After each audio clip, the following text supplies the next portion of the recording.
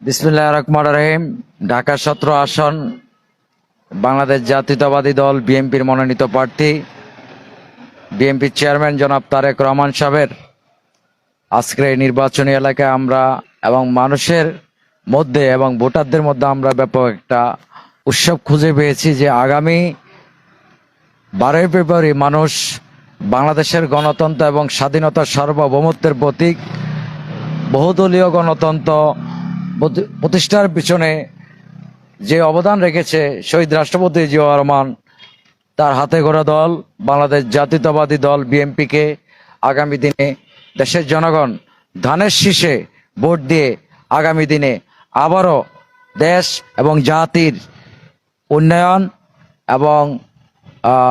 উন্নয়ন এবং মানুষের বেকারত্ব এবং কর্মসংস্থান সৃষ্টির পিছনে ব্যাপক ভূমিকা রাখবেন। সবাইকে ধন্যবাদ।